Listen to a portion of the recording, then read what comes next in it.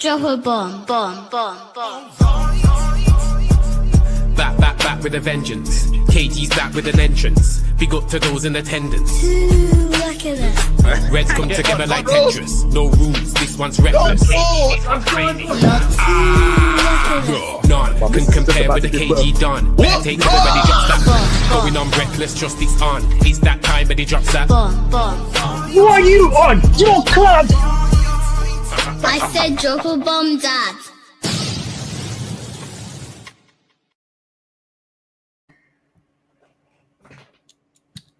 And JJ enters now, and he's not coming through. Hello and welcome, people, to the Reckless Round Table. Got a great lineup for today's show. We got Pav, we got Peter, we got Hulkin. Hulkin's the first time I've had you on the show, so bless. And we got Riri, and we got some. We're gonna get others in the background, which they'll get their chance to speak as well. Boy. Well, you know what it is. Every session starts with game reaction. Unfortunately, and it's usually never a good one. We don't have some nice abs. Oh, eh? At least there's a positive there, then, right? Focus, Riri, focus. You bring up a man showing his abs and then you ask me to focus. Okay. I'm not even think that's not like even me abs. bringing up a girl with some nice ass and you asking you to focus. I'll be focused. Yeah, right. I'll be focused. Yeah. I'll be no, they started already. Right. Do you know what? Since the first time I've had you here, Hulkin, I'm gonna let you go first with your game reaction. And then we'll go Pav, Riri, and Peter. What did you feel about this game? What stood out? What annoyed you? Thanks for having me. I've been on the round table before, but not under your kind of stewardship. So yeah, pleasure having me. Or thanks for having me. It's a pleasure to be on. In terms of the game, nothing. It doesn't stand out anymore, innit? It's not a surprise. This is that team. This is who they are. I can't even call them Man United because that's not Man United. That's Manchester Red or whatever from the Pro Evo back in the day. That's what I call them because these aren't real. They're not real players. The manager's a fraud. It's a whole mess. But anyway, let me not go too far. When it comes to the actual game, I don't understand this club. We needed a new goalkeeper. We knew it from the first season, really. But second season, it was confirmed. We wait till deadline day to get a new goalkeeper. Wait till after deadline to tell the current waste man, or one of the current waste men, to go after the window's done. But then the guy we replace him with, for some reason, we're still not playing him. Now, to me, Bayindir was responsible for all 3 goals. Not fully responsible solely, but he could have done better. People will say, how's he responsible for the first goal? That first goal, he should come off his line. Like, the ball was hung up. It was a decent ball over, but it was a slow ball. It was hung up. A quicker defender recovers anyway, but that's one thing. But anyway, the ball was a slow ball that the goalkeeper comes out to the edge of his box maybe and makes himself big. Close down the angle. By the time the shot is taken, he's still in his 6-yard box. The second one, he parries it into danger and it kind of rolls under him. The third goal, I don't know where he's jumping to. Only God can tell me that one. I don't know where he's jumping to. But in any case, like, we just do stupid things. Everything's a mess. I don't even know where to go because the whole formation, the selection, the fact that your Amarim, that boy over there, as soon as kickoff comes, he clocks off. He can't even watch the games. So he clocks off because we know he doesn't manage to the scoreline because he does the same. His substitutions are predetermined. He just does a madness. The players don't understand the system, let alone for the position they play. But then he has them swapping positions 3-4 times during the game where we have guys that shouldn't even be in the club playing out of position anyway. Guys that shouldn't be in the club being selected. I don't know where to go with this. But in any case, to kind of circle back, it's nothing surprising. this game. We're going to see it next week. We're going to see it. Thank God we're not going to see it the week after because it's international break. But it's horrible. It's horrible, man. So just to visualize what you said about his placement in the first goal. Now I understand.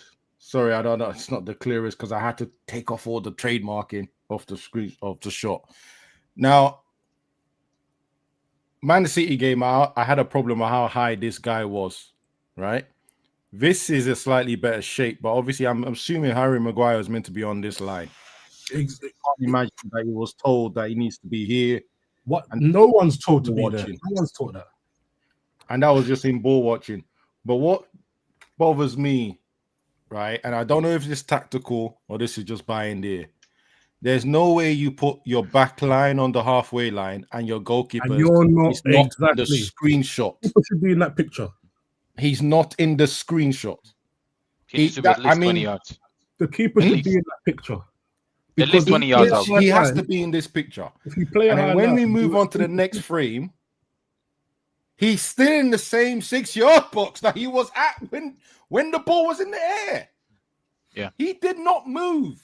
Guys, I remember that he did not go past the penalty spot. That line there. And also the first touch was whole play. The first touch was bad. So if he ran out, he would have done something 100%. The first touch was terrible.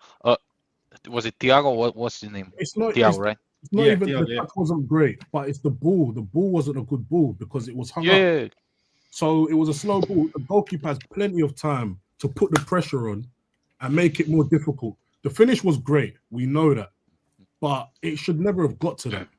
Yeah, honestly, I'm taking my screen for now. There's other stuff. But I just to help back up your point of how far away he was.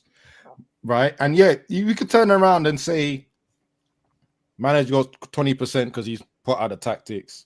Maguire's got 60% of it because, my God, what was he doing? He was ball watching, right? But there's always space for someone else to fit in. And I find a lot of these goals that we conceding, there's always one person we can say has got the majority of the blame, but there's so many other people in the picture. And you're going to see with all the goals as we go through it, that you could have done something to help this. You could have done something to help this. You could have done something to help this. But everyone will, mostly on Twitter, everyone will go on one person. But I'm seeing everyone else doing nothing to sort out. And this is why sometimes for me, I'm like, this is beyond the manager, but he is still the problem as well. He is still the problem. All right. Yeah, go on. If you want to add anything. On that part, he's a major problem. When people say it's not on the manager, the players, etc., I hear that. But he's not doing anything to help them. And to even make it worse, he's actually setting them up to fail by putting them all. He's put every single player in a position to hurt them. And as a manager, you're supposed to minimize weaknesses and maximize strengths. Yes, sir. Bro, who is that? Who is that? Don't tell me that's Kennedy, bro. It's Mateus. It's Mateus Verma. My Ballon d'Or bowler. Mateus Kennedy. Yeah, Mateus Verma. My Ballon d'Or bowler. That's what, G. You a problem, and hang on, do you not see the t-shirts wearing? Pudu. Sorry, go on. That's you. I was just showing. This is Abs's. This is the guy Abs told me that is the techiest bowler.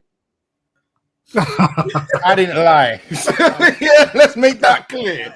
Whatever story he's gonna come up with, I didn't say it. Let's just end that now. My Lord. This conspiracy that he's trying to sell. And also, if you look at his name, I am not giving away no money. Stop asking me. Stop letting it go into your head. Don't let the richest person in on this channel tell you that I'm giving money away. Yeah? Before I add him back. Now you wait in line. You wait in line because that background was hilarious. But Pav, what's your game review, bro? like I said last week, we played Chelsea last week, didn't we? Yep. And when I said, like, obviously in that game, we almost bottled it. Yeah, the real Man United would come out. And then I said the following week, I wouldn't be surprised if we get slapped around. It's happened.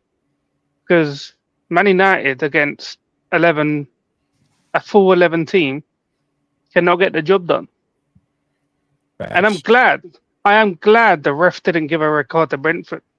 I'm so happy he didn't. Because it exposed this manager and this system for what it is. Total shit.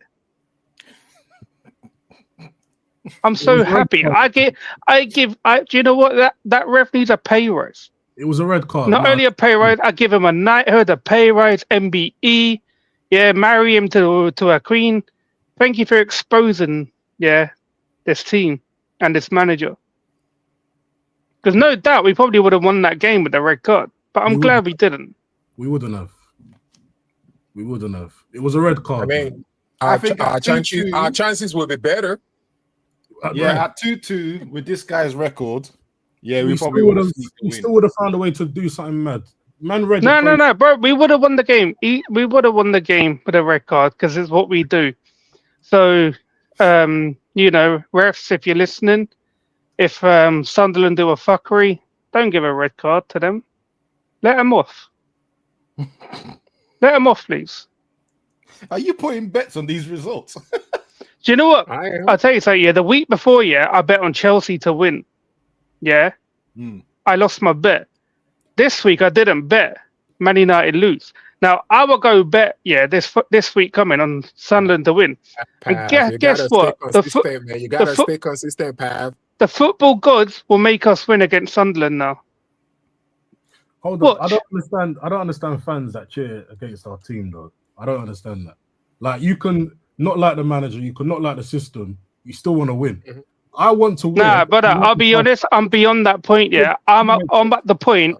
I'd rather my club get relegated. I'd rather have my club relegated if it gets Ineos and the Glazers out. I want them. I'm at that point. I'm at that point. Okay, here's the thing for me though. I want my team to JJ, win. your mic's fucked, bro. It's still messed up. I'm gonna look for a new mic. Don't worry, continue. My bad. You coming back? He's okay. He's looking for one. Cool. But yeah, anyway, there ain't no point talking about tactics with Man United in that Brentford game because there weren't any as usual. Inshallah, Maguire at the back and all that. Yeah. I don't think any player had done anything. So yeah, Yoro's the new man for Amron to take his vengeance on. So maybe next week it could be another player. I don't know who's next. Maybe Ahmad might be next week. He might take his frustrations on him. Why are you deleting your social media, Ahmad? Get on the bench. It could be that. Who knows? I think he's deleted because he had he was getting cooked about a picture. I know. I'm just taking a piss out of Amram, though, innit? But yeah, I'm just taking a piss out of Amram. Dude, I don't even know if I hate the guy. I just don't. I'm just sick of seeing his face. Yeah, he's the mopiest manager in football history. Yeah, he's like a dog who needs to be put down. Right? He is a dog who needs to be put down. I hate him. I will be honest. That stance he takes when things are not going right, because in most games he's usually standing there and walking around, right? And I'm used to seeing that, which is fine. But when he goes and sit down and he's like this, or he's not looking, or he's like that, I am sitting there wondering, no, seriously, are you not going to? And by the way, I said the same thing with Ten Hag when there was a point when Ten Hag just wasn't doing nothing. I think he was just standing there. And I was just like, you're not going to say nothing? You're not going to shout? Like something? Like I don't think I haven't seen that when I'm playing football. There's got to be some noise from the manager. It's got to be something. But at least Oli had an iPad. At least he was doing something productive. This man's just got his hands in his face, but doing shit. Don't want to look at pens. Like, what's going on? Is it against your religion? He looks like he needs his mum. He's a wimp. Yeah. I can't stand him. He's a fraud. I can't stand him. He's a no. He talks a big game. That's the thing. When you're saying stuff like, "I'm not changing my system," you got to change the man. I'm bad man. He's moving to all of us. He's moving to me. I'm taking it personal. He's moving to me. He's moving to me, man. Nah. Watch. Of course, a person his size says he's moving to me. Anyway, listen. Hawking, whatever you say, I agree with you.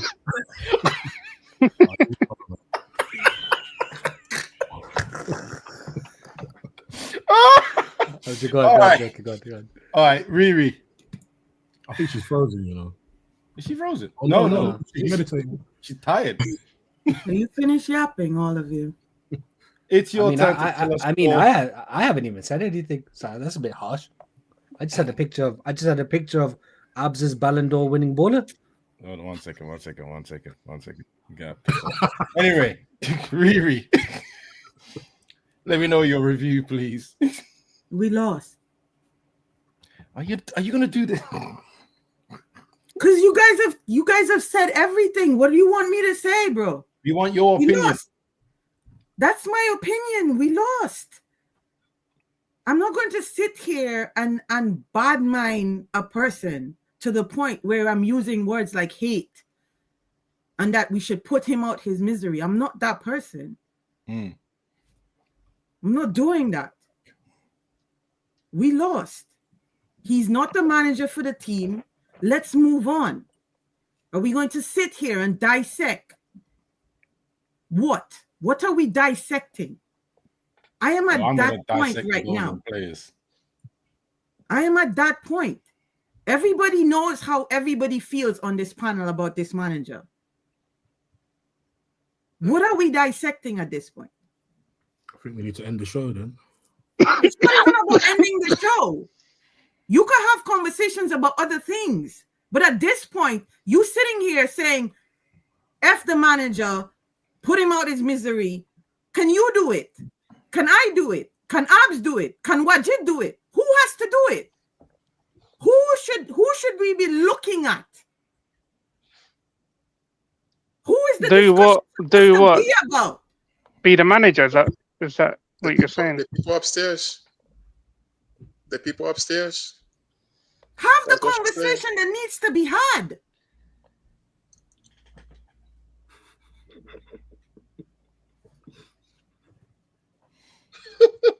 Well, thanks for having me on, guys. So I don't know if my mic is good now, but I gotta say something. Yeah, it's better. Okay, to what Alkin was saying. Alkin, right? You see, in life, I'm a believer in taking calculated risk. All right. On Saturdays, my happiness comes from two places. If my team is not going to win, I need to have some money for suya, so I could go buy suya and have some fun with myself. You understand? Eat, get me a good drink, and have a good time. You understand? So if United is not going to win, and they're going to continue to be a bastard and a criminal the way they've been week in, week out, so I'm gonna bet against them. Because they're not gonna make me happy. If my team wins now, I'll be like, yo, my team wins. I don't mind the $50 that I just lost. But I gotta have money to take to Suma Suya, man. So that's me. Anyway, we'll come back to the game reaction. I just want to address that point. It's not that I'm hating against United, but they've stopped being a source of joy on Saturday mornings. I'm waking up way too early to see my team concede 2 goals down in 20 minutes. Yeah. I can't take that. Emotionally, I cannot take that. I mean, if there is one positive, Sesko scored. So there's that. Do you know what? Vibes is the one that predicted the scoreline and saying we're going to lose, but Sesko was going to score. And I was so upset when I saw him score and then I saw the scoreline. And I've told this guy, you see this one here. He didn't remember he said that. Oh, I remember. It was in the group. I remember because I literally said the way some of the things that he predicts, I always go, he either goes the opposite or he's 100% true. When he predicts losses, he tends to be damn right. But when he predicts a player is going to be good, well. And I know he's going to reply to that in the comments. His judge has been working overtime since the season started, to be fair. Vibes is a United fan as well, isn't he? Yeah. He's a hardcore Yeah. United fan. Yeah, he's a hardcore. Hey, I mean, course he that is, bro. But if I No, may say something, because I don't know if that Hold on, is I that wanna, Hassan. before you go in Yeah, there, It's it's Jesse, I Vibes want to Hassan. give Peter. Yeah, that's who it is. Yeah. Yeah, I forget. All right, Peter. Hoodie on, hat on, muted. Just before Now, you Peter, start talking. you're taking a piss with that. Put me on full fucking screen. This is behind your you, bowler, bro. This is your bowler, bro. Put me on full All of screen. you guys. All of you guys are This is annoying me. All of you guys are annoying me. Coutinho, bro. How do you have time to make all these pictures, bro? This is your bowler, Coutinho, bro. Continue. This is the most selfish player I've ever seen in my life. Oh my lord. That's so rude. Most selfish player I've ever seen in my life. Even But yeah. over Bruno. Watch. Yeah. My boy just got on the train. Yeah. He got on the train the last stop. Wasn't the train though. But yeah, Dalot. The league was, our best defender still. I have to mention that, but still, Just let him have his say first. Let him have his say first before. no. Let Let me. This is my. That's what I said. That's why I slapped the back of my neck. Go on. Listen. So Dalot, Shaw, Bruno Fernandes, Ruben Amorim, they need to be shipped out, bro. Like shipped out, like from today. Put them in containers. Get them to the nearest port, and just ship them out, bro. Who else? Ugarte, Casemiro. Even if he didn't play, it's still 33 years old, 350,000 per week. Sheshko finally got the goal. We avoided the 007, 007, James Bond. Cunha will be next, unfortunately, against Sunderland, 007. Who else? Mbumo luckily got a goal against Burnley. See the names I'm mentioning: Burnley and Brentford. Like our attackers are scoring goals against Burnley and Brentford. 0 goals. You missed the mighty Grimsby. Yeah. How could I, bro? Don't forget about that techie. How club, could I? man. Thank you, bro. Listen, the thing that worries me most about Man United is when we lose, we never apply pressure. Like there's never a sense of urgency. We let other teams play football when we're down. 2-1, 70th minute. They are playing football. We are not pressuring nobody. We're not having a sense of urgency. No, just cross the ball. Just cross the fucking ball. Just cross the ball. I don't care if someone's there or not. Just cross the ball. Show something. Try to win the game. Nothing, bro. Just pass there. Bring it back to Bindier. Pass it back to the league. Pass it back to Dalot. Pass it to Bruno. Bruno ships it, sends it to the Fulham Stadium, and rinse and repeat, bro. Every single game is the same story, and I'm just tired. I just want a new manager, bro.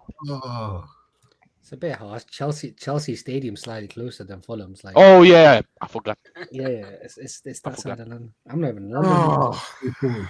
do you know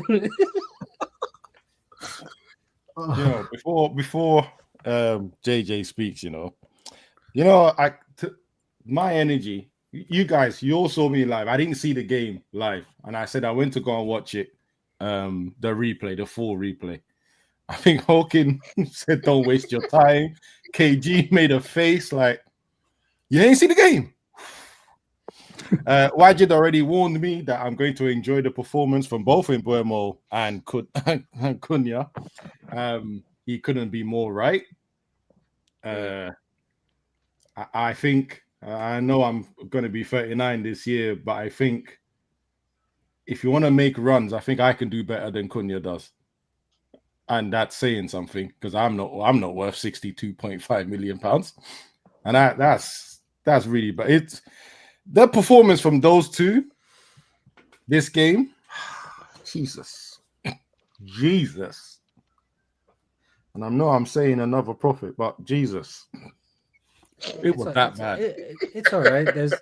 It's all right based on what book. There's like 100. There's like hundreds. So take your pick. You're allowed. Yeah, take your pick. Yeah, very allowed. I was just watching, and what Peter's just said there, I actually think I know what play he was talking about. When we got to the edge of the box and passed the all the way back and went round, right? I actually can remember a play like that. I had it full screen, then I said, you know what? I don't need it. Minimized it. It's dead. It's dead football. It's actually dead football. Now it's dead football. Then he put it on second screen. Then he had the player tracker on the third screen. Hey, before I expose someone for having 7 screens in this panel, before I expose him, right? Don't look at me. I've got 2 screens for work. Yeah. Someone is sitting here right now with actual 7 screens. And when he sent me the video, one of the screens had football on it. Proper VAR room someone has set up. I'm not going to say names, but he's got a VAR set up. Nothing to do with me. Yes, Yo-Yo, you may have seen the video too. But yeah, no, honestly, I have to say, Wajid, well done. It's not very often that I'm going to say these words. I apologize, man. Next time we buy a player, I'm going to listen to your opinion first. No, I have to just no. Hang on. So let me have clarify. I want to clarify that the Cunha thing. My opinion on Cunha was based on what he had done in Germany and Spain. Right? I can't take that shit seriously. Bro. Yeah, funny, man. The L screener is coming in soon, you know. There's a couple of people who can take it. We're gonna have an MTV crib style segment on this show, but it's gonna be people's screen tricked out. Yeah. This is my screens. No, I can't share on your tower. The one more thing, I don't know what's going on. I think we overpaid for someone who only had 1 season of production, and that was my thing. Not a 1 season, but it was the only season he'd gone over 10 goals. But I didn't mind it. The Cunha thing was based on what he had done at Hertha, and specifically what he had done at Atletico. And the other thing is I knew this guy was going to be the secondary number 9 when we didn't buy another number 9. And that was the biggest, that if anything is the biggest sort of, not disagreement, but the sort of pushback we had with each other, which was if he played in the number 10 as he did at Wolves, it's a different conversation. But because this guy had a history as a number 9, he was going to be in the number 9 when Šeško's not there. And lo and behold, that is what is happening. But the thing about people saying, people coming out saying, he walks too much.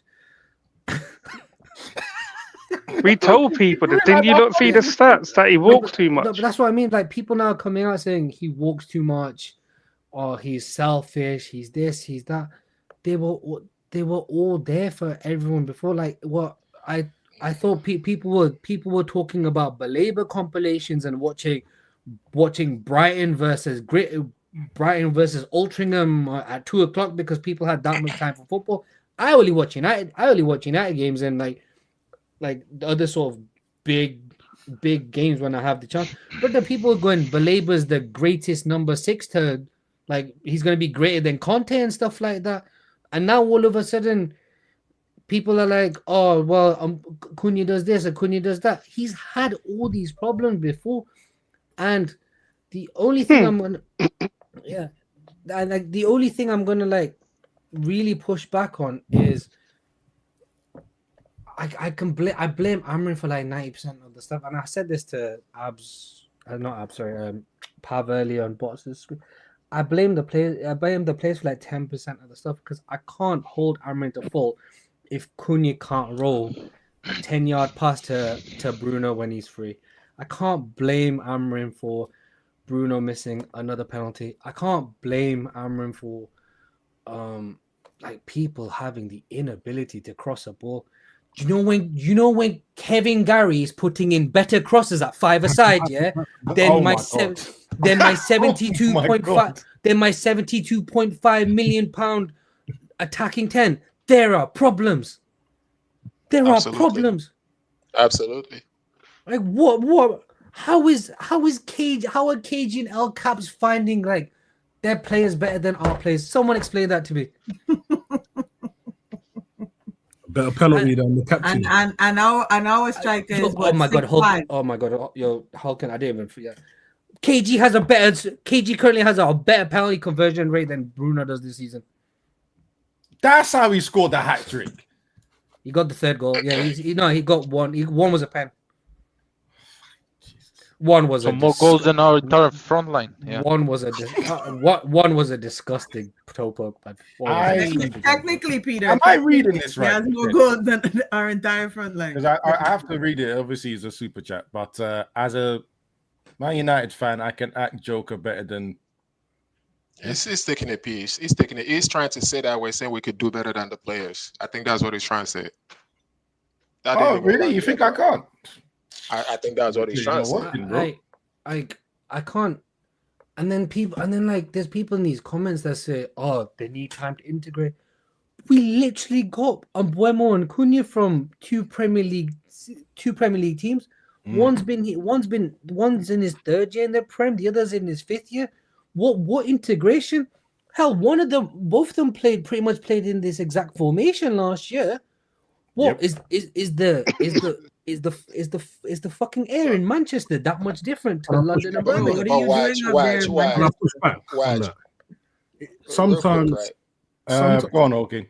You go first. Just because they're within the same league, it doesn't mean the integration point isn't a real one. Man United is a different situation than anything else. The magnitude of the club, the scrutiny that they're under, it's different moving from Brentford or Wolves to Man United. So I do understand. I hear the integration part. I also hear the argument about the malaise and the kind of environment at Man United. I think they're getting sucked into it. Whether they're good players or not, a different discussion. But that whole malaise and that kind of negative environment I think it's dragging down. We're seeing two more being dragged down. That's what I think. I said this to my friend on. Sorry, just quickly. When I agree with Cunha, I think Cunha. I just think he was the right player at the right club, and that was his particular level. Yeah, that's maybe the Mbeumo thing. The Mbeumo thing. I reserved. Chad calling us dumb, brother. Every time you folded, you get ripped apart. Sit the hell down, bud. Oh, I ain't got time for people. I was gonna say this to the last point what you were saying, right? Yes, they've been proven, but let's even give them the chance, because I was talking to a boy on Saturday, and about this whole 3-4-3 thing, and the first thing is maybe Ruben's interpretation of the system is a problem for the player. They might have played in the same formation, but each coaches have their interpretation. So let's say that's the thing, right? That's one. Two is that, and I was even gonna go off on the offensive player, but let's say, okay, Mbeumo, Konya, Sheshko, I guess, what's his name to the right, Dalo, they haven't all played together. Let's allow that, right? I will still allow that.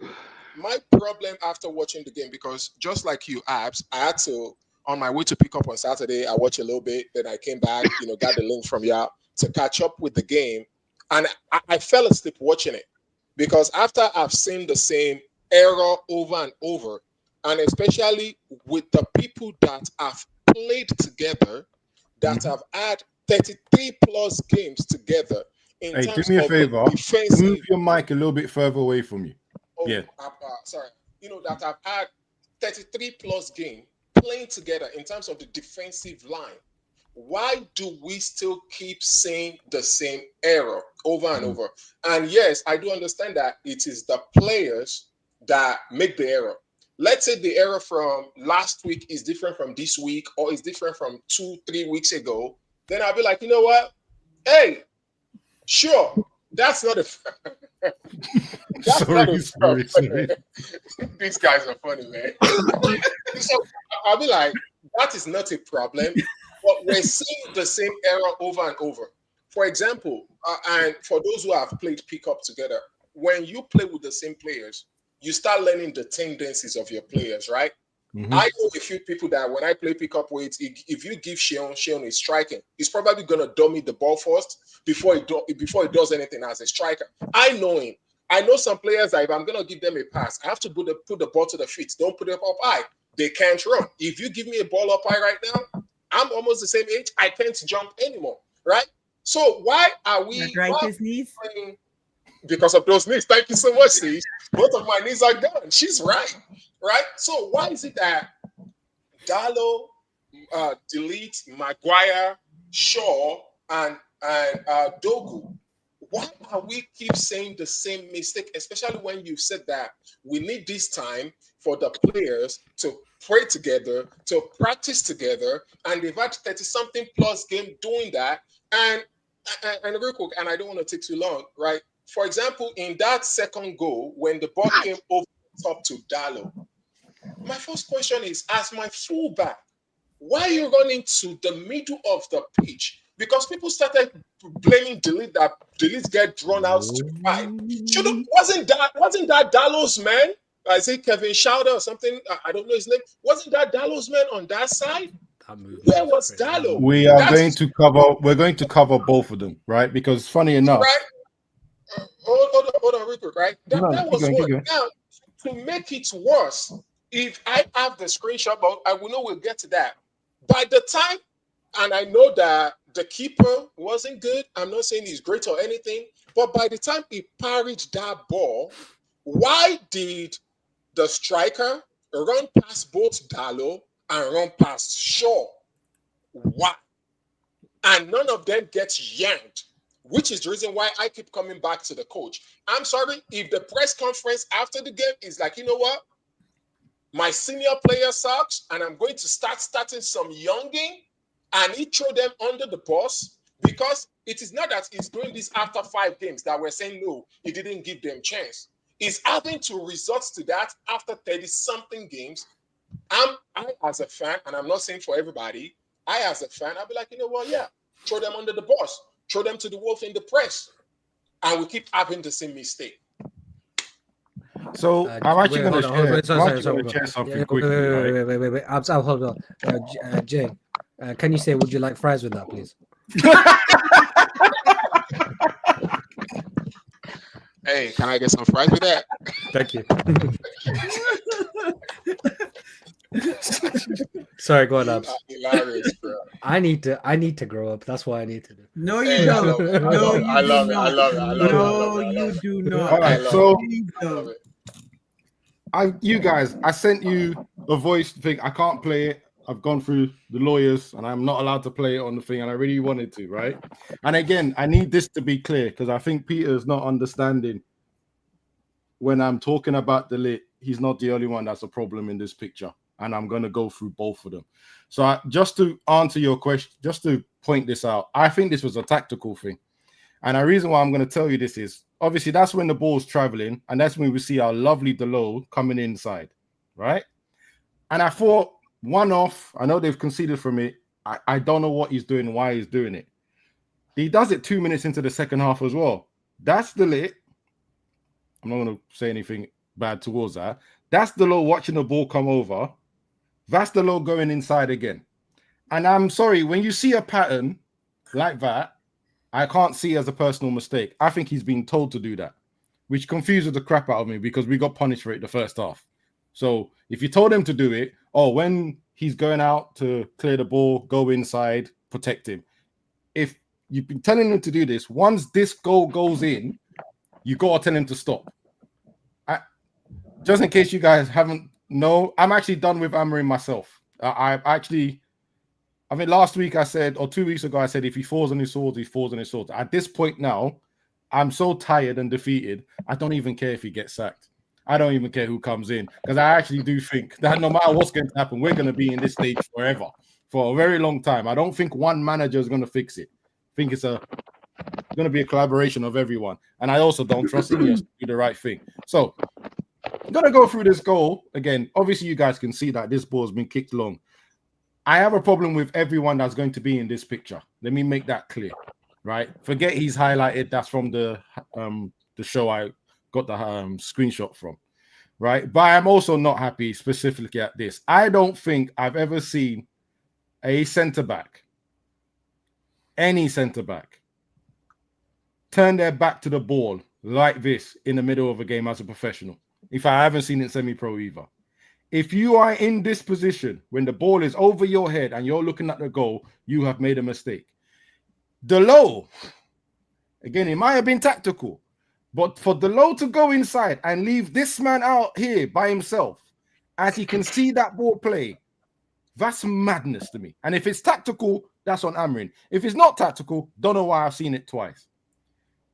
Again, this striker has started from about, he's gone through all three of our backline to basically chest the ball down to the winger.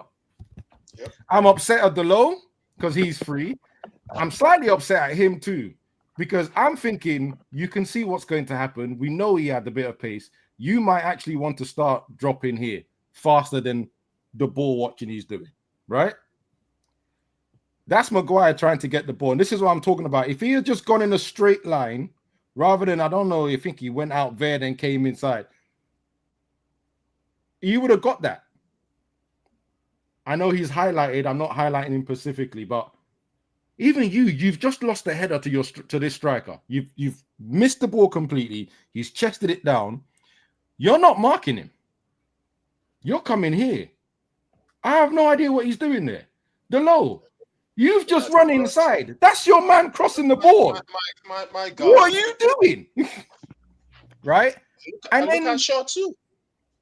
This man here, yeah. I cannot, for me, understand how he's on the field and getting away with not covering anyone. Shaw doesn't cover his centre-back partners.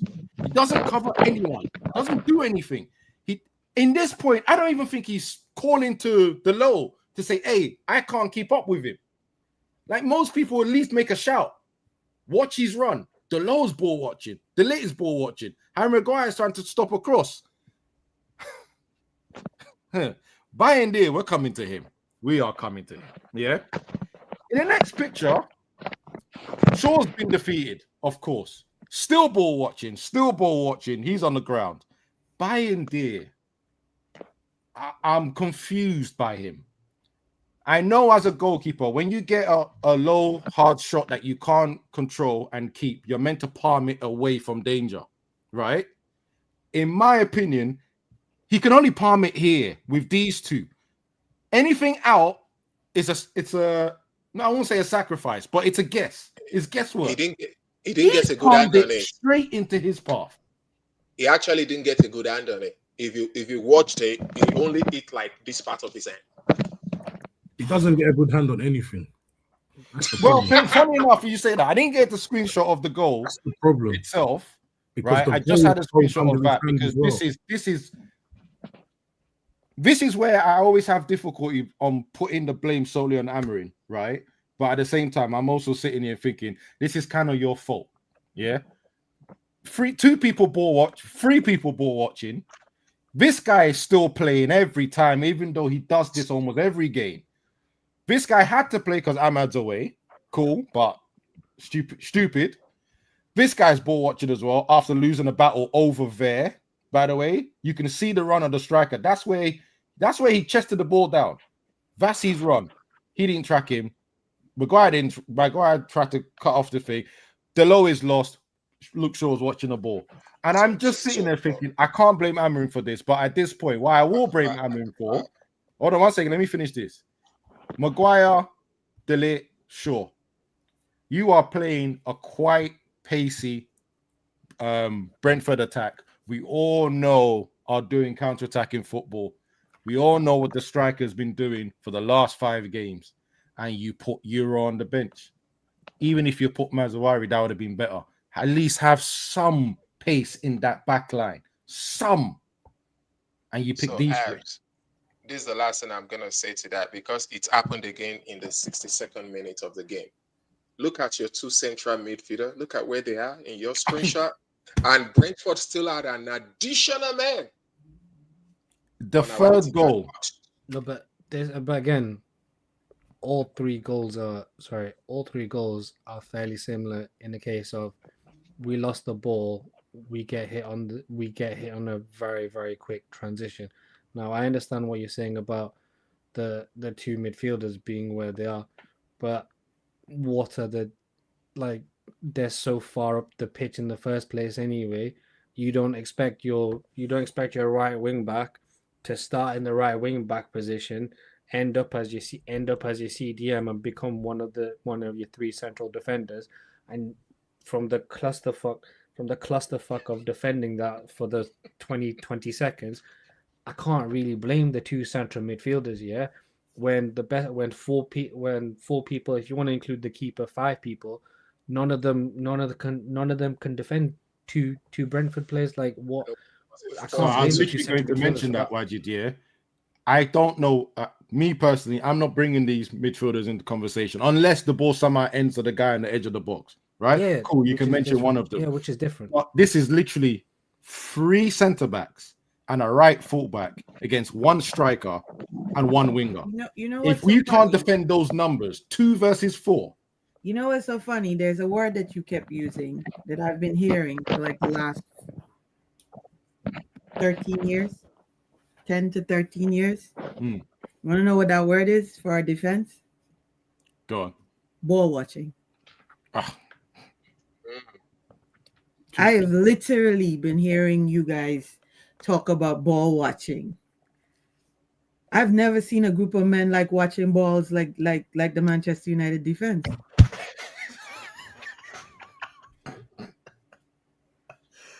There's context in that. Please continue. Wow, really? Really?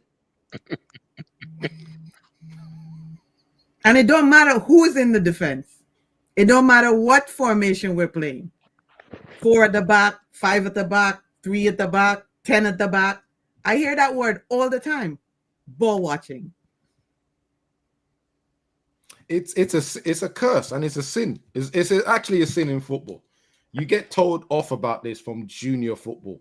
Stop watching the ball and forgetting about the manual. Watch about the area, everything. You get taught this every stage of football. And I'm seeing professionals, some of them above 100K a week, and they're doing this every week. Wow, I'm not putting that comment up. I'm not putting that comment up. If you're not going to put the comment up, Abs, remove. You gotta remove the other one. Yeah. But yes, for me, because you know me, I'm not a tactical like some on the panel here that can talk for hours about, you know. But that word is a constant in any discussion for any Man United team in the last X amount of years. You're right. You're right. And you know, part of the reason why is because we have a lot of players and have had a lot of players, and it speaks to a culture, a lot of players that hide. We have a lot of cowards. We currently have a manager that's a coward, but we have a lot of players that hide. As much as people criticize Bruno Fernandes and so on and so forth, at least he doesn't hide. He doesn't always express himself in the way a leader should and a senior player should, but he doesn't hide. He just shifts blames. He shifts blames. He doesn't hide. He does. That's true. But Maguire, Shaw, Dalot, I can list many. They have been hiding for years, and the fact that Shaw he's our longest serving player. That's embarrassing. You guys know that if and when this man goes, Shaw would have survived, if we count Ragnick, 6 managers. But you know, hang on, sis. But you know what the caveat to that is? And again, this is something that has been said multiple times, and people back and forth. Oh no, like, you know, the fan bases want a Shaw gone. But every manager since Mourinho that has come in have had the option to get rid of him and have played him consistently. This particular manager decided to play him in our biggest fucking game last year. Can I go against that? Right? Go on. You're going. He's never been fit in transfers. He's always injured when it's transferred. Nah, he was very well. But he was fit during Ten Hag's second year. He wasn't fit. But you know that Euro 2021 where people were calling him Roberto Carlos, yeah? Yeah. Right. He was totally fit. He was No, he fit came this, back. but He came was back from fit that this injured. window, wasn't he? He No, was he fit came this back from window. that. He came back from that injured, and he didn't play for the first 2 months. He came back from No, the no, no, no, tournament. no, no, no. That's a different tournament. No, you're talking about the same tournament. He was fit going into the He tournament. was fit going in. I'm saying that season he was totally fit, and everyone's saying Roberto Carlos best left back, blah blah blah. That's the only season. However, he's always survived every single manager, and when he's been fit, the managers have played. I can't escape that fact either. The fan base might want him gone, but each manager has used him consistently as the left back, the guy. I think, yeah, I don't understand what hold he has over managers. Just looking at the time, I don't know right? if it's the manager or if it's that there's nobody to challenge him for that position. The juju is No, strong. because even when we've had people to challenge him, he's been the person. Like, this man has never consistently lost his position ever. Why can't they let him go though? He gets Like- fit. He gets fit when someone's there to challenge him, and then when he's won his place, he gets injured. The replacement either doesn't work or the replacement is literally there to fill in the gap until he comes back.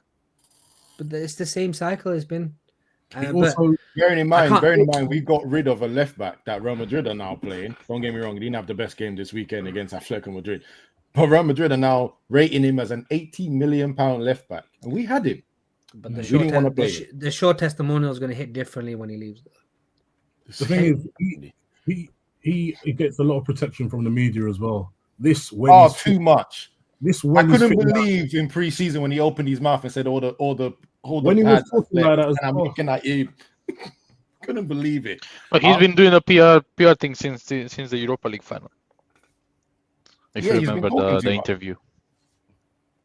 Also we're not fit to wear this jersey, with this, with that. Do you know what? I want to just go through this goal quickly because obviously I want the next topic, and I think I'm going to have a bit of a free for all with this and the next topic, right? I did this on my own channel, and I was trying to show something to my boys here. Every Brentford player, except for the goalkeeper, is in this picture, right? Now, me personally, I'm thinking the only pass you can do is a through ball here to Bruno, or turn around and go back to De Ligt, which is somewhere off the screen. Again, trademarks, can't do it. Now, unlucky for him, he makes a mistake, but he's passed to. I'm assuming that's Cunha. It is. It should have. Hoping it wasn't. Yeah. My baller, my techie baller. That is Cunha. He got chewed up here, right? But this is the only time when I'm looking at my team and I'm just thinking this is pathetic recovery. And I'm going to show you a picture of another team that I know they're another league and it's slightly different. I just want to show the recovery of another team in another game as a side on side, right? So the ball's done. This man, word to what Hawken is saying, is a coward. Hit him. Get a yellow card. Stop it right there. He does this weird tackle. I'm sure you guys remember. And he gets jumped over, which obviously will wound me up immediately. We are left with this picture here. Now, I do think he could have gone to engage him. I think he should change the. I'll say, because if he comes to engage, that's a free pass, 1-on-1. Well, this is Euro comes again. You're just jumping to defend your boy, man. I'm just not. But you say no. Hear what I'm saying first. You say I know what you say. I think he needs to engage him more, and I think Euro needs to be running towards him more so that he's covered to engage him. That's exactly what I was going to say, Peter. Jesus. Show the gap between Shaw and De Ligt in the Manchester Derby and show this. What you think? Because you were talking about gaps. So You were talking just about in gaps. case, I understand. I understand. Sometimes I do give you Number 8 has the give you ball, if I challenges. remember correctly, right? No, Yes, he does. one Yes, second. number 8 does have the ball. 1 second. In the Man City game, we were in a rest defense position. So why are they gaps? In this position, it's a counter attack. We're all running backwards. That's why gaps happen. That's basics of football, Peter. Come on, man. I know you know better. I know you know better than that.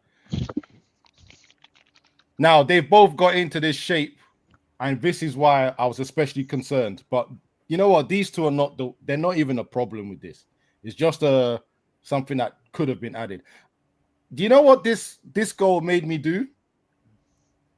And I think you guys should kill me for it. It made me miss Onana. The thing is, he went out of his goal line for this goal, but not for the first goal. I don't even think he's out because he's still in that fucking 60-yard box. Yeah, but I swear it's more. He's still in that Hold fucking up, 60-yard box. Abs. Are you the same Onana that considered 2 in 2 minutes? That's the one you Bro, look at this goal. Yeah, but like Look at this goal. Abs, like I'll be honest, the third goal, people might hate me for this. The third goal didn't bother me. We weren't scoring. Yeah, cool. The keeper was shit. Bro, we did not have a aside from the penalty. Aside from the penalty, we didn't create anything. These man didn't create nothing. There was at this point there was no difference between 2-1 and 3-1 because it was the same as Man City. As soon as we had the ball in an advanced position, we couldn't create shit because we can't break a mid block or a low block. The same tactical bullshit, and I ain't even a tactical like that, but it is the same cycle. That's another thing too, right? Watch. Like I know. Mid block, low block, high block. Can't break down a mid block team or a low block team. That's not even with this manager. Block, left block, right block. There's no way. Can we talk about the fact that he subbed in Mount just to play him as a left wing back? No, there was he did 4 change your formation. He did 3 substitutions, and somehow the last one ended with Mount as wing back. That's why I said change it. The show, I said that. Why are you forcing it, bro? He clocks off at kickoff. Fuck off, man. Because his changes are predetermined. It doesn't matter what the scoreline is. It doesn't matter what the game state is. He doesn't change anything. I'm actually going to just change it. Why are you forcing Mount in a position he's never played? I'm going to give you a stat. After I will talk about this picture. Wajid, are you telling me this doesn't bother you? He has 2 hands ready to block this shot. No, right. Hang on. Wait. The context of what I said is important. I didn't say the entire shit doesn't bother me. Okay. I said the difference between I said the difference between us conceding another shit goal to make it 3-1 and us losing 2-1 doesn't mean anything because doesn't bother me because we'd lost the game anyway before this counter attack happened. That's what I'm saying. That's what I'm saying. The keeper shit, the defending shit, cool. I was just kind of sort of like what Riri said. We're having the same conversation about the same 11 bastards every single week. Yeah, keepers making mistakes, but the mistakes aren't helped by the fact that that we have 7 to 8 defenders on a pitch at any one time. Yeah, and somehow we still get ripped apart. We have a brand new 200 million pound attack who can't cross a ball, and literally, as I said again, El Caps and KG put in better crosses on a 5-a-side pitch, yeah, than 2 guys on the best part of 300 grand a week. We can't find the number 9. We had 6 shots on target. Do you know where 3 of those shots on target came from? Sesko trying to score the goal off the 3 rebounds. Yeah, fuck off. He assisted himself, bro. Because he literally assisted himself.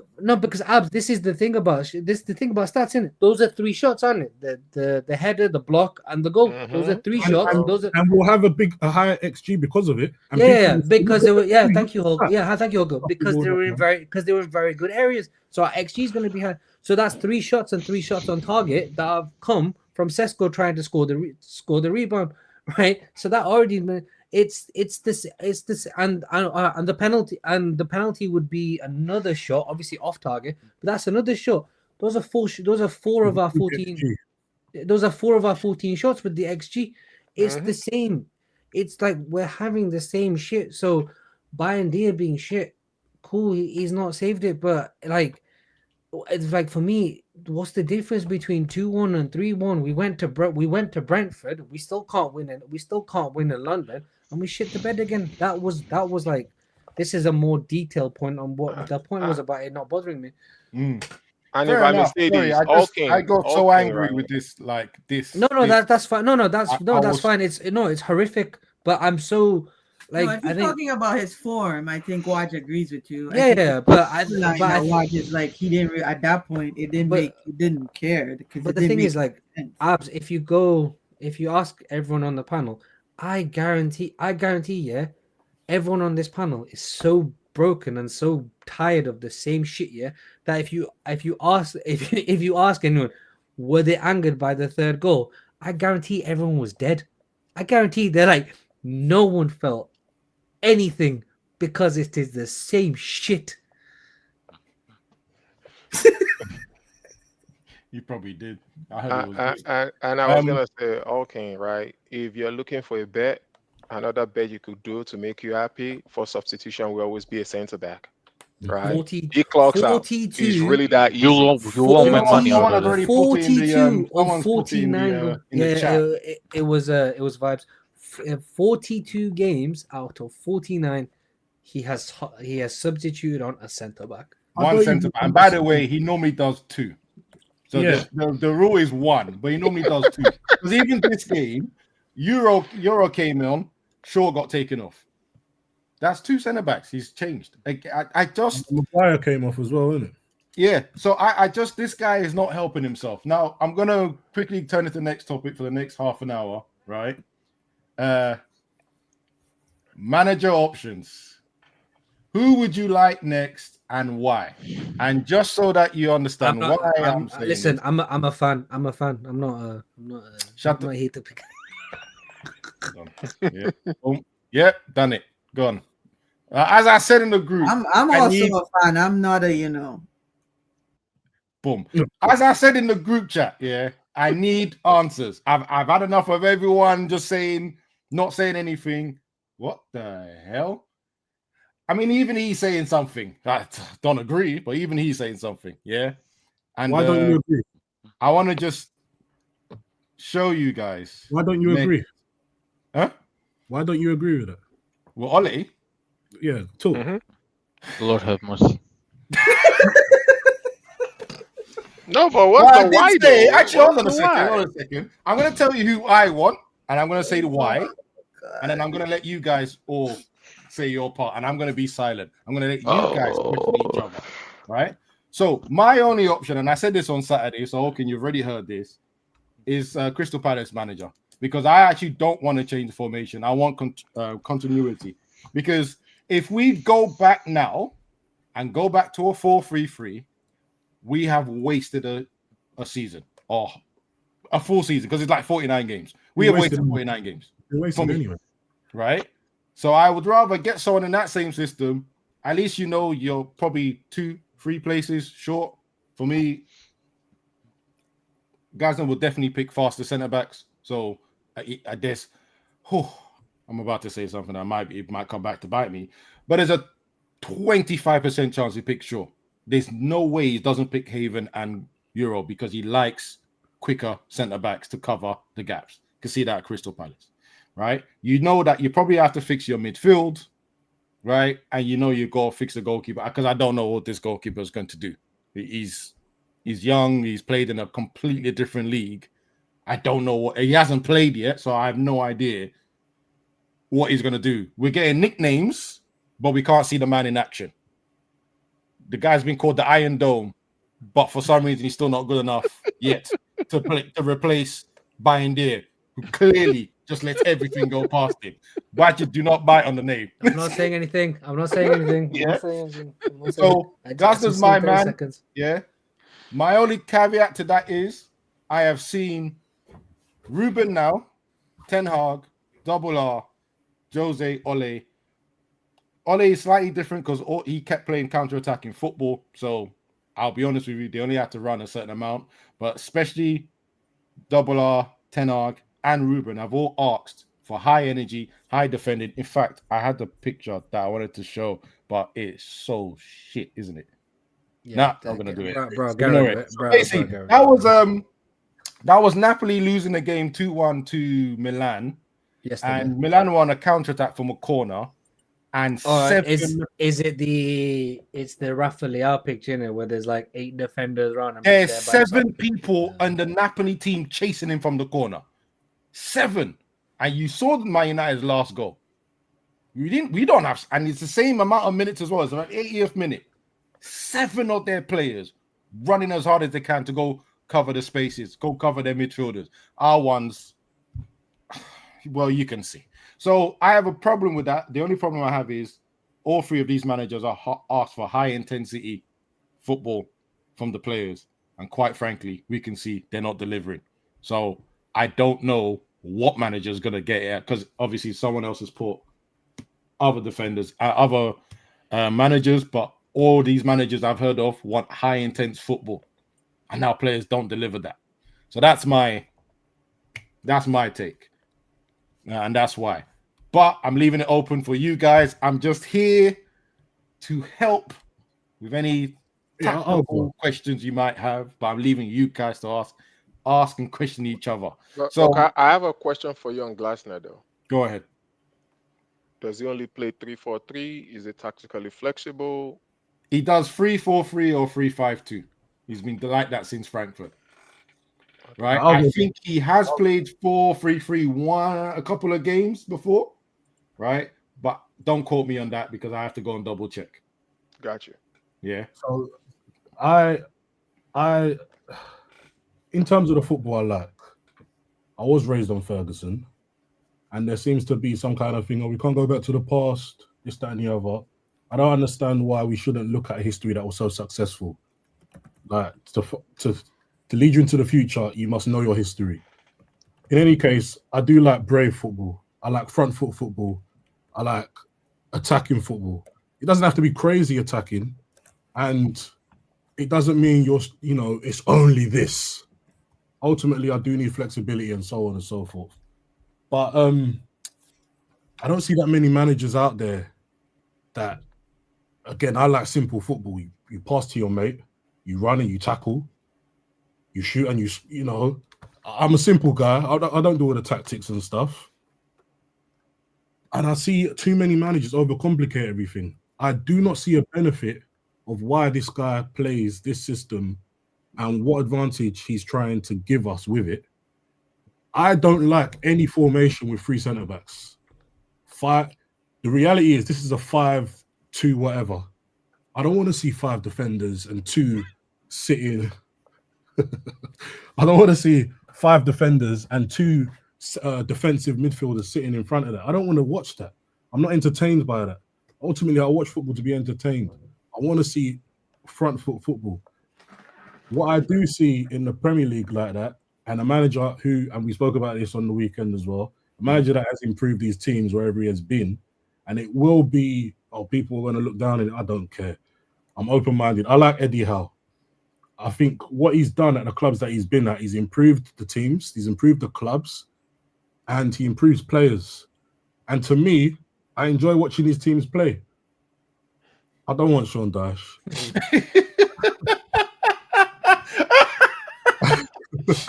Anyway, he improved. I enjoy watching these teams play. Another manager that I've liked in the past, someone said it earlier, Julian Nagelsmann.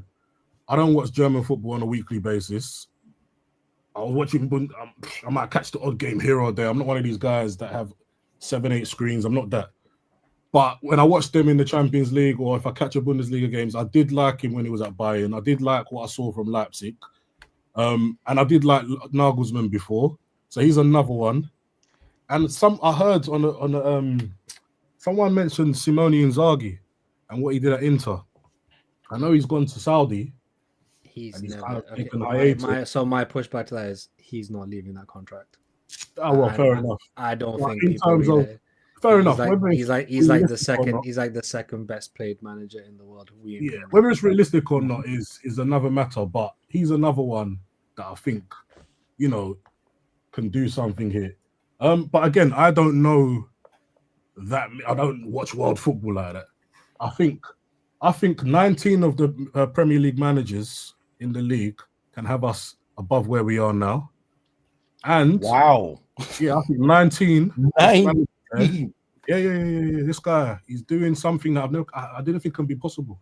But anyway, so I will. The only manager. Go. Actually, go. I also think, yeah, that as much as we have rubbish players, I don't think we have players that are bottom of the half players. A couple seasons ago, well, a few seasons ago, we were third, and we were losing our heads over being 8th. And then because they took us to 15th, everyone's expectations have lowered. My expectations do not fall below Champions League qualification. They never can. And I think a good enough manager can get this squad qualifying in the top 5. Yep. I really think so. Even with these players. Yes, Rush, 100%.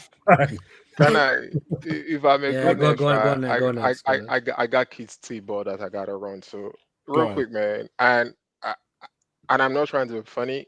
Here's the way I look at it, and I think I've said it once on KG's show. I want a manager with midlife crisis, right? A manager that is probably, second wife, trying to figure out their own personal life, that have understand what it means to lose maybe their house, that can motivate their man, right? Because I see a bunch of managers that we've had so far. It doesn't seem like they can actually motivate these men to go out there and put everything on the line. And I don't know a lot of things. Like, I'll be honest, as much as we joke around and stuff, I've not really watched outside of Premier League as of late, right? The only manager that I've seen his men play against the big dogs is Eddie Howe. And I'm with Alkin on that. I've looked at Newcastle. I don't know how they do it. I don't know how the way it turns them into bastards, right? But they run for that man. They even make stupid mistakes, sometimes collect red card out of being overly zealous for that man. And that's the type of manager that we need. Abs, you said something about Napoli real quick, right? You said the way they were running after the ball. In the 60, and it kind of goes to what Waj was saying. The third goal, I really don't care for the third goal, but in the 62nd minute of that game, there was another ball that Bayern there saved. And if you look on the pitch, there was nowhere, nobody was running back. Bruno had a man started beside him and Ugarte, and the man made it to our 18-yard box before they do. So the type of manager, based on what I've seen, I don't know what Eddie Howe has done to make Newcastle play the way they're playing for him, the way they're able to get people with character like they do. But that's going to be my pick out of the Premier League right now. So I did mention this. There's 2 managers, right, that I understand I like the look of. And I did say on my channel earlier today, I said, which other manager are we going to destroy their career? Yeah. Raiola and Eddie Howe are the managers I was talking about earlier that I said demand high intensity running from every player. The sort of stuff that Conte wants from his team. So when I was trying to show you the picture of that Napoli, they want that from everyone every minute of the game. I'm telling you this now, after 6 months, if Ineos are not prepared to sell 16 players, I'm just throwing a number out there, it's probably less, but he is not going to get high intensity sprinting from 70% of our team. But Abs, and I mean back and forward. I just don't see it. I hear so much good things about our youth system and our current under 21s, our current under 18s. So many good things. Now, I'm not just saying just throw all the youth in, but this manager that we currently have, he doesn't like youth players, and he seems to punish them for their mistakes a lot more harsher than he does more senior players. He doesn't trust youth. Which, by the way, is confusing because he did the opposite at Sporting. I don't know. I was just about to say, how are you coming up with that rationale? Based on what? Based on what I've seen at Man United, and based on what I've seen, how he's treated players like Mainu, how currently Euro's not playing since he had one bad game at Man City, I think it was. He hasn't played. Well, He got on for it. So Euro had that one bad game. Based on the year that I've seen, because he didn't play what? Players, that means what? He's benching him completely. Them a lot more than he does the more senior players. That's my view. That's what I've seen based on the year. I don't know what he did at Sporting. I don't really care either, with all due respect. But based on what I've seen here, he doesn't seem to trust young players. I need a manager who is willing to trust young players and put them in the team here and there. Younger players are more likely to have that intense running and to do those hard yards that you're talking about, Abs. They tend to be more hungry. Again, don't throw all the youth in, but trust one or two here and there. See what they can do. Hey, you make a great point there, bro. But, well, hello, Coley. Welcome on, people. Fresh out of the hospital and thing there. What was I gonna say? You make a great point about the youth. I was ranting about this earlier, bro. That is a massive part of our DNA that's missing.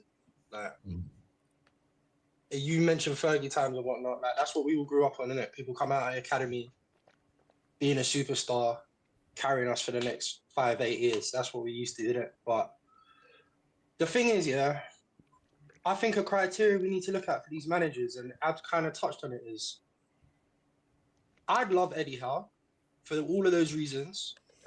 Amarim hasn't come here and done what he did at Sporting, probably because of who he's working with. I'm not giving no one a blight here, but I don't think Eddie Howe comes to Man United and gets given the lay of the land and they turn around and say to him, we'll sell the shirt sellers for the one that no one's heard of, but we'll do the job for you, Bruno Guimaraes. Or we'll let you go take the failed striker and convert him into a midfield machine, Joe Linton. I don't think he gets that managerial respect from the people that are supposed to back him if he comes to Man United. I think he gets told what to do a lot of the time, and I think that's part of what's been happening. I think they've given Amarim that freedom, though. They've given they've given him autonomy to bloody change the system and to change the system. But you're talking about, you already touched it. You said it perfect. Like, he was at Sporting. He playing youth. That's part of his philosophy. It's part of what he does. He comes here, and you have to win. That's all everyone's saying. You have to win.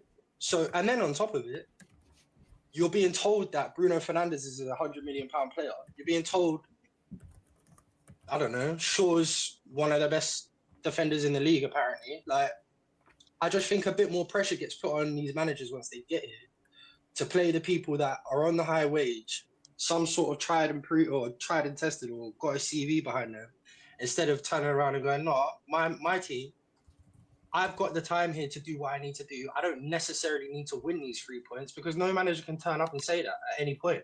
They can't turn around. Amarim turned up and said that. He chucks the whole league. He's done it. Yeah, that's he's done it. He never said that. He said, and if he said that, we all would have been screaming at him ages ago, innit? If he turned around and said to us, like, bro, I'm not gonna play the people that you want me to play. I'm not even gonna play the people that are in form. I'm gonna play the people that I want to play. All of this would have started ages ago. We've seen it happen, but he's never out and out come out and give us that. This is what I'm gonna do. I'm gonna do it. Well, actually, he kind of has with the system, but he got a pushback. And it's the same thing. It's the same thing, though, isn't it? It's the same thing. Like, the second you come here and you say, my way, everyone will get onto you, especially if you're not winning. You see it with Ten Hag. You've seen it with Amarim. Eddie Howe needs that. Eddie Howe needs his way. And he's a great coach, by the way. He will do all the things that you said. But the bit where, can he work with Ineos? Can he manage that side of it? I don't know if he's a big enough manager to be able to turn around and tell them when it's time, mind your business. I think he's strong enough. I think he is. Well, my biggest issue is my biggest issue with the managers people are mentioning, like I said before, right? Okay, maybe we throw all the youth players on, right? Amarim, if I remember correctly, and I might be wrong, but if I remember correctly, his first season at Sporting, he got rid of 16 players. 17. How much? 17. 17. Here you go. Right? Yeah, but I think 9 or 12 of them were either out of contract or end of loan. there was quite a few that are out contract and all the rest of that, right? I mean, some people have mentioned Luis Enrique, unrealistic target, for instance, but also him before the team that won the Champions League, he also got rid of double figures of players and bought double figures of players in. PSG allowed him to do that. Man United are not allowing no manager to have that. And I know this guy didn't win enough to really hold any weight, but when my man Double R said open heart surgery, did Man United and Ten Hag, didn't they get rid of him? He was meant to do the management job and go up to director of football. When he said that, all of a sudden that collapsed.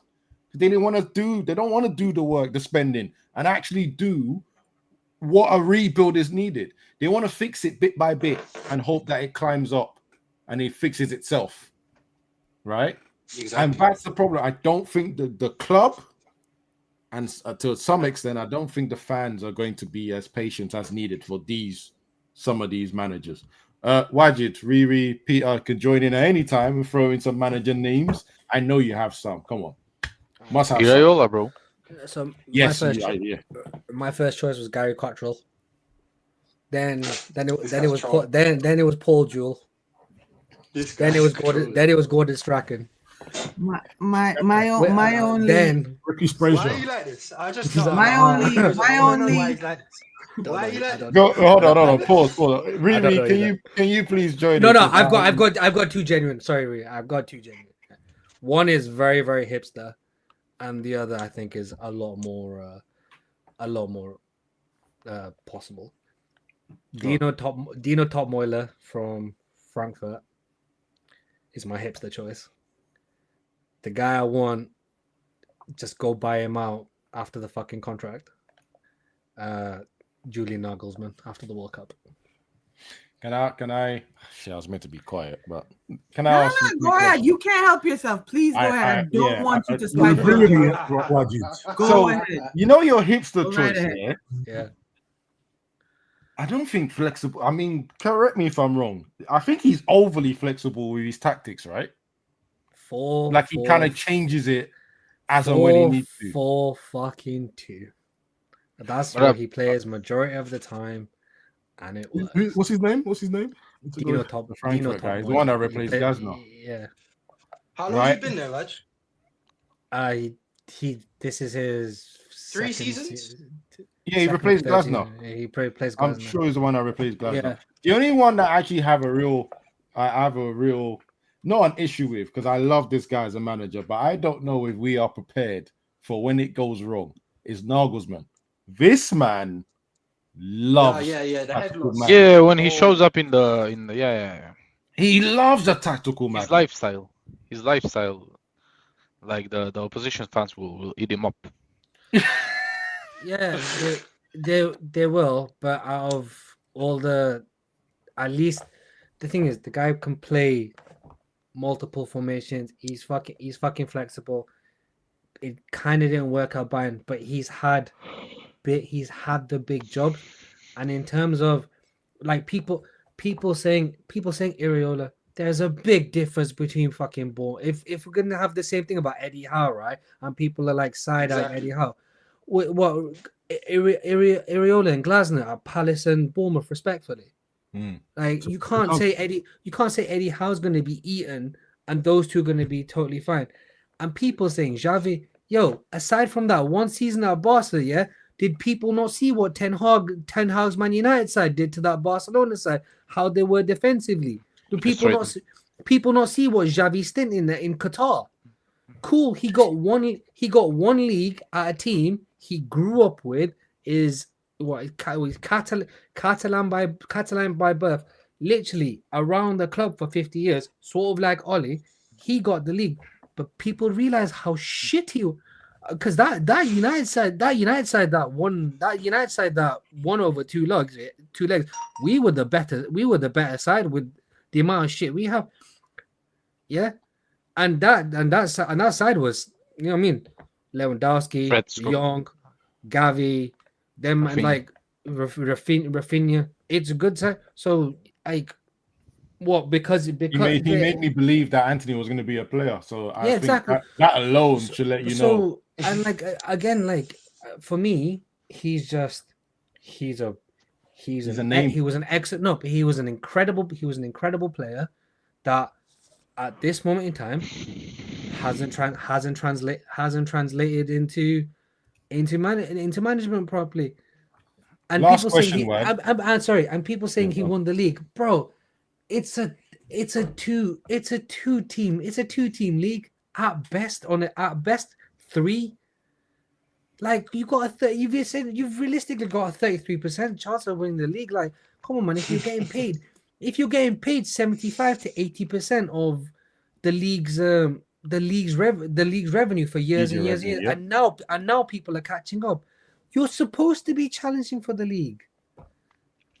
He got dumped out of the Champions League into the Europa League, where we dumped them out. Hold on, Coley. Yeah, I'm going to ask your question about both managers, and then I'm going to move on to Riri. It's very easy, yeah, because I said this thing loud and clear before Ruben was brought into this team, whether you guys think he's rubbish or not. I said right from the start, I don't think our players are intelligent enough to play the way he wants to play.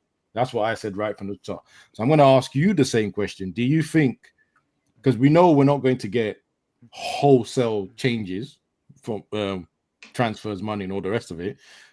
So do you think our youth or this current squad are going to be able to be intelligent enough and hardworking to work for your two managers? And sorry, I should have asked this to everyone. So before. Nagelsmann, I am more reserved about, because if you can't play 4-4-2, in a formation, then what the fuck are we doing? If you cannot play, Waj. You can't put 4-4-2 out against Pep's team, bro. Let's just chill out. Forget Pep's team, bro. I want to beat Brentford at this moment in time. I'm not thinking about Man City, Liverpool, them man there. Yo, let's beat like Everton and Fulham first before we think about them man there. Fair enough. All right, let me move. Riri, what managers would you like to replace Ruben with? What do they bring to the table? And I'll ask my negative questions after that. My only manager that I want to see come in and manage this team is Juan Carlo Kennedy. Bomba. What's happening here? Riri, did I rip a cannula out of my arm to hear you say that? Is that what happened today? Is that what happened? Shall I go back? This is shameless. This is shameless. If you guys don't get it by now, man, you need to be in the group chat. Doing it like it's a real celebration. Look at it, this cheek. The hat came off. I didn't even clock that, man. Oh shit! You know what? I can't argue that. That's a perfect manager. Yo, Hulkin, I apologize. You look so angry right now. Listen, I'm sorry, man. Don't kill me, bro. Yo, I'm sorry, man. It was all Abs's idea. Whoa, hey, yo, I'm smaller than you. Don't allow that. All right. Everyone else. No, but with all seriousness, I don't think we should get an actual permanent manager. I think we should get an interim for the rest of the season and then hire a manager. Vibes is gonna love that. I don't think you should do. I don't think that for the interim, I heard somebody say Carrick is available. I'll take him as well as interim. You know, as interim, I'll take him. Done all right last time. So I don't personally want to repeat what we did last year, last season, whenever. I don't want a repeat of that. I don't. So I personally think it would behoove us, or behoove the club, not us, because I don't make the decisions, but it would behoove us to go that route and just try to shore up this season and then bring in whomever in the summer. Point blank. Period. I don't watch enough football to tell you who would be a good manager. I don't. I really don't. Hey, I respect that honesty, though. I don't watch enough. I watch too many sports to be like. There ain't nothing wrong with admitting. To be fair, as long as you didn't say Mancini and Pellegrini and who was the other one, Peter? Yo, those dudes are like, but even I know those dudes got like one foot in the grave. Who was the other one, Peter? What did I say, Waj? All I was gonna say is all your sports are gonna be done by November, so it's a bit pointless watching it. How is all my sports going to be done? Hey, don't bite. The Yankees suck. The Giants suck. What? Giants won. I told you not to bite. Leave him out. We're not gonna. You know what? Who have you got? Peter, we're gonna leave him alone, right? Who have you got? The Heat. Who you got? The Heat. No, remind me who was like Kendrick Lamar the other day and turned the TV off. Who did that? Me or you? You and your bum ass quarterback. Bye, little fishy. Bye, little fishy. He wanted him from MVP, you know? All right, guys. It's too easy. I think 1 hour 30. Yeah, I'm tired. Bro, that's to show you that I have more patience than all of you. Wait, what? Y'all have one team and y'all be on here crying like when man got a cold and oh my god, I'm sick. My nose is running. I got a fever. You know, y'all men behave when y'all sick. I don't know why we're being sexual. I mean, this sexism is crazy right now. I don't know.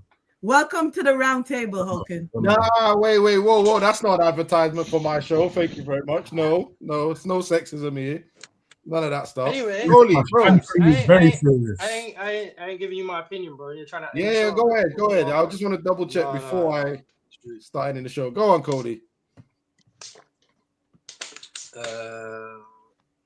First pick will be Ariana because we don't have to change much. And I think Nagelsmann's a great choice, but he feels like a Jose pick.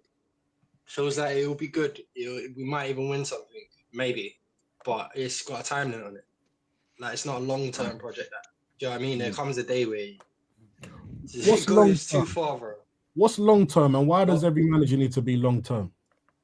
Because it's because of the history of our club, isn't it?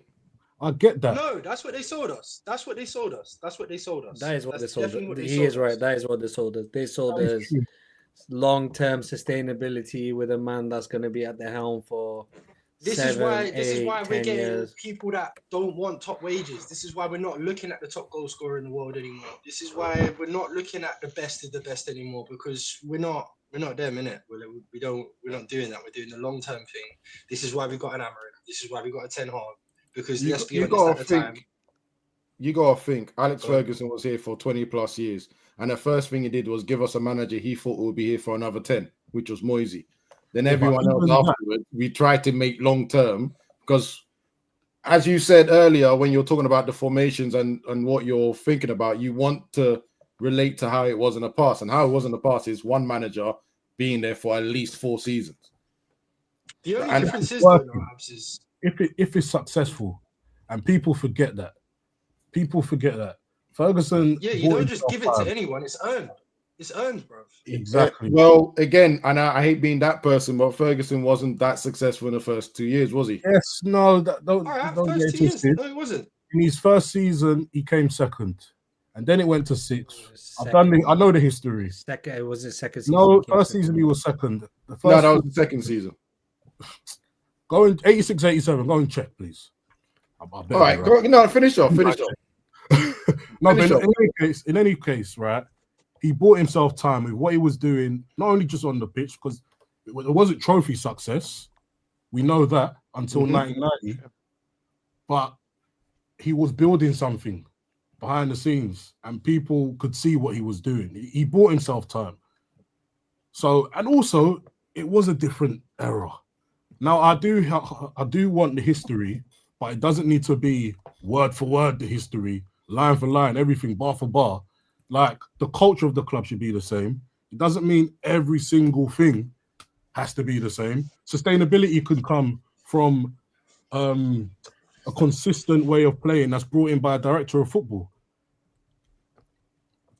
Yeah, I mean that's how I see it, innit? Like it's going to be earned if you end up being long term, but it doesn't mean the selection from a squad building perspective, from what we have to work with, what you're asking him to come and do, i.e. earn the long term. So he has to come and start making things happen now with what he has. Yeah, what people have been criticizing Aaron for not doing. You've got to choose someone who's going to tick the majority of these boxes, who's going to be able to come and make something work with what they have, therefore earn the time and then build something in the end. Like that's kind of how it has to go now, isn't it? So yeah, I think Ariola's probably got a bit more of a longevity. Do you know what I mean? Like, but it will depend on his results like everyone else. Like, I think Nagelsmann is what you go get if you want to go and try and get us back to some form of glory within 2-3 seasons. But then I don't know how well that works with not even just him and our board, our fan base in him, bro. Because you know what our fan base is like. Bro. So, like, if people don't go on. With your plans, would you be like, let's get someone that can get us to, let's say, top 4 challenging in 2-3 seasons, and then that 3rd season you might get a Nagelsmann to take us over the line? No, because again, that's not what I was told we're doing. What I was told we were doing, yeah, because remember, this is Ten Hag's story, bro. And I'm not sitting here like saying bring him back or anything, but like we have to remember where we were, where we are, what is progression, what is regression, what is the actual expectation. Do you know what I mean? The expectation, really, in the end, is to do what City and Liverpool are doing at the moment, to get back to where he was in terms of domination. City and Liverpool have been doing that with long-term managers. They haven't been doing that by chopping and changing managers, and I've been saying this for the longest. Fair enough, those managers have earned themselves time quicker, but the scenarios are quite unique. In terms of Pep, no one's ever thrown that much money at a manager. So take that aside. Like, and as for Klopp, he's probably the most organic, truly what you would want for us. Do you know what I'm saying? But it's long term.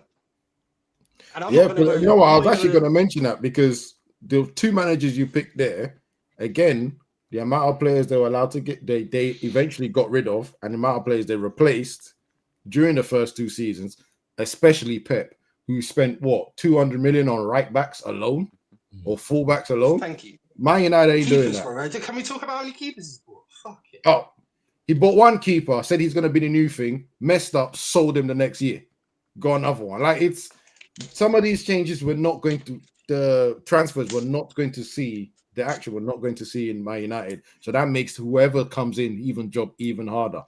But well, it means we've come to the end of the show. They have to be better.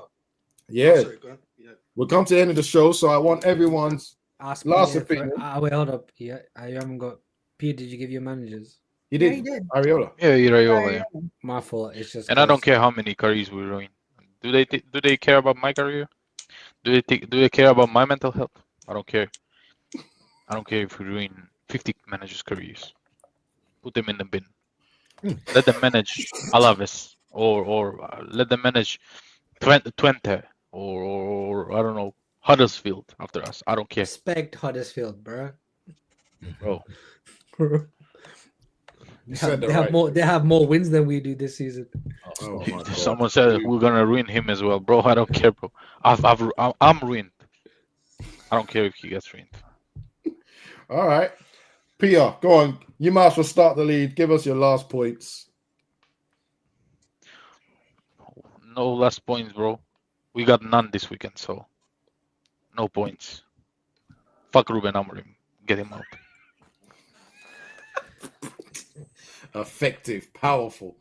Riri, last points for today. Wages a putta. Wow. Raw. Hokin. Oh, it's because I talked about the Giants and the Yankees. That's all it is. 100%. Hokin, last points for today. My last point is my WhatsApp was hacked about a month ago, and I'm pretty sure Ruben Amorim was the fraudster that did it. Why? Why? Coley, this is a risky one. This. Why? I don't know I'm which a one. level-headed individual, you know. Yeah, in fact, okay, you go on there. Wait, I am a lot more. I am just as level-headed. You You're stop. Go on, Cody. What's your last point for today? Look how pleased he is in the title. It's all right. It's all right. I'm happy. He's gonna send me quickly, and no one can bring me back. That's why he's done it. Correct. That's exactly what I'm going to do. Yeah, I don't know. I missed a lot of the show, so it's hard to say something that justifies it all. But listen, as long as your health is in a good place, bro, we don't matter about how many shows you missed. But yeah, like in terms of a final thought, can we not be Chelsea? Can we not? Because can we not be Chelsea? Can not be Chelsea? And just keep stacking managers and moving. Yeah, every 2 years get success. We don't have the money for it. That honest truth. Where are they? Where are they? Because people are calling for that. People want to see that. People genuinely want to see that. People want to see her just go through every manager there is until someone starts picking up 3 points. And I want people to actually think about where are Chelsea to show. What have they got to show for doing that? What have Liverpool got to show for sticking with someone? Yeah. I will only say the only 2 teams that's ever made that sort of behavior successful is Real Madrid and Chelsea. And Chelsea can't do that anymore. And Real Madrid don't do that anymore. But then even Real Madrid's cutting and pasting of managers hasn't really worked, because we had this conversation. If you look at the managers that brought him success, it's only two managers out of all that they kept with longer term that brought them the success. So they didn't really cut and paste. And some of them, they sacked them and they brought them back a couple of years after. They just went back to what they know was sustainable success. But yeah, like that's me, bro. That's all I've been trying to say this whole time. You said there was a plan. Stick to the plan, but get a better guy for the plan. Don't change the plan on me now, because now I will stop. I'll lose faith in you. I don't want to be Chelsea. I don't want to do this manager thing. Yeah, I agree. Boy. I agree. Thank you very much, Coley. Just to be clear, I don't want manager after manager, but I will not keep manager for the sake of it. That's fine. Now we are seeing how effective Roman was at Chelsea. I think Chelsea are finished. I actually do agree with that. Rajid, last points. Point number 1. If you type in 7 screens, Abs will pick someone on Saturday. Number 2. Don't be scared of rivers and seas. Number 3. Let's just get 1 win before we head into the international break. Let's not go into the international break potentially in the relegation zone. That would be really nice. and sorry. Just to add that point, everyone's going to call me negative, etc. The problem is this team. I cannot look upwards at the upward trajectory of, if we do this, we could be there. Because every time that happens, we always end up flat on our faces, back to the point where we can't leave. And unfortunately, I have to look at potentially being 18th going into the international break. Shoot. If this guy lands in a relegation zone, I'm going to be flying the flag to get him sacked. Just check just quickly check if my maths is correct. But I'm pretty sure Burnley only 3 points behind us, and if everyone below us either gets a draw or Burnley switch the goals around long enough. Yeah, if West Ham win, only they got Arsenal next, so that would be crazy. And if Burnley beat Aston Villa, they will get 3 points. I don't know what the scorelines would be. They might still be underneath us because of the goal difference, though. That's the only thing. That's the only issue. But I don't want to. Basically, I don't want to go into the international break like level on points of the relegation. That's crazy. But yeah, everyone. Hashtag 7 screens for the next week. Abs will pick a £1,000 winner on Saturday before he goes to Abu Dhabi to buy his penthouse. Peace. I'm going to sit up for this one just so that we're clear. If any of you believe anything Waju just said, yeah, turn this on if you can. Yeah. The richest man on this channel is lying to you, just like the rich people lie to you generally in real life. Yeah. Waj is now working with other top millionaires to do this. Hold on. To buy Man United.